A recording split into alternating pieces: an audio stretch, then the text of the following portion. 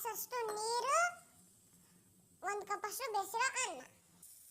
ಮಾಡುವ ವಿಧಾನ: ಈ ತರ ಪಾತ್ರೆ ತಗೊಂಡು 2.5 ಗ್ಲಾಸ್ ಅಷ್ಟು ನೀರು ಹಾಕಿ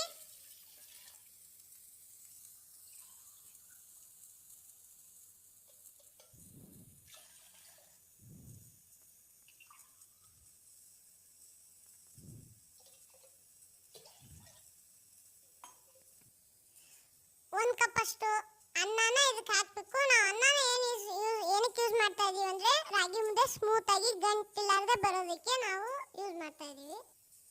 ಮಾಡೋಕ್ಕಿಂತ ಮುಂಚೆ ಇದಕ್ಕೆ ನಾವು 2 ಸ್ಪೂನ್ ಅಷ್ಟು ರಾಗಿ ಹಿಟ್ಟನ್ನ ಹಾಕೋಬೇಕು. ಇದನ್ನ ನಾವು 1 ಕುದಿ ಬರೋವರೆಗೂ ಇದನ್ನ ಕಾಸ್ಕೋಬೇಕು. ಈಗ 1 ಕುದಿ ಬರ್ತಾ ಇದೆ. ಬಂದ್ಮೇಲೆ ರಾಗಿ ಹಿಟ್ಟನ್ನ ಇದಕ್ಕೆ ಸೇರಿಸಬೇಕು. ಈಗ ಗ್ಯಾಸ್ ಆಫ್ ಮಾಡಿಬಿಟ್ಟು ಇದಕ್ಕೆ ರಾಗಿ ಹಿಟ್ಟನ್ನ ಸೇರಿಸೋಣ.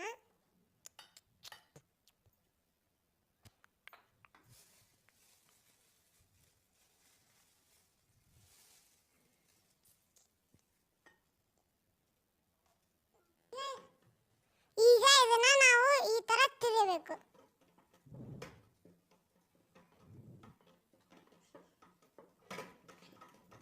ಗಂಟು ಆಗದೆ ಇರೋ ತರ ತಿರುಗಬೇಕು.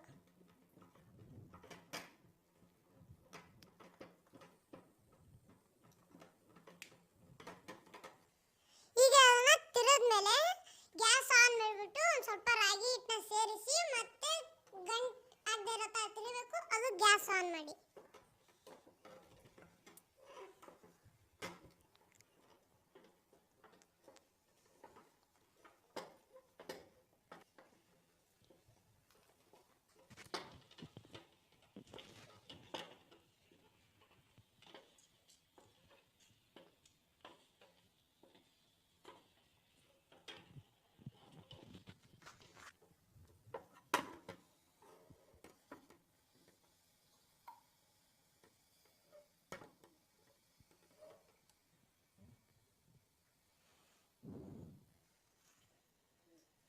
ಈಗ ನಾವು ಕೈಗೆ ಒಂದು ಸ್ವಲ್ಪ ನೀರು ಹಚ್ಚಿಕೊಂಡು ಅದ್ರ ಮೇಲೆ ಪ್ರೆಸ್ ಮಾಡಿದಾಗ ನಿಮಗೆ ಕೈಗೆ ಹಿಟ್ಟು ಹತ್ತಲಿಲ್ಲ ಅಂದ್ರೆ ಅದು ರೆಡಿ ಆಗಿದೆ ಅಂತ ಅರ್ಥ.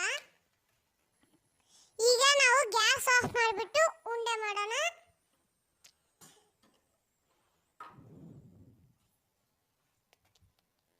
ಈಗ ನಾವು ಉಂಡೆ ಮಾಡ್ತಾ ಇದ್ದೀವಿ.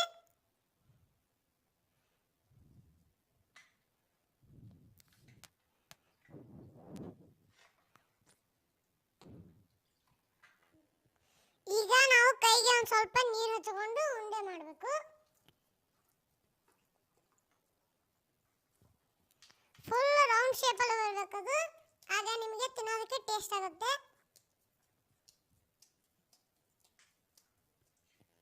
ಮುದ್ದೆ ಈಗ ಸವಿಯಲು ಸಿದ್ಧ.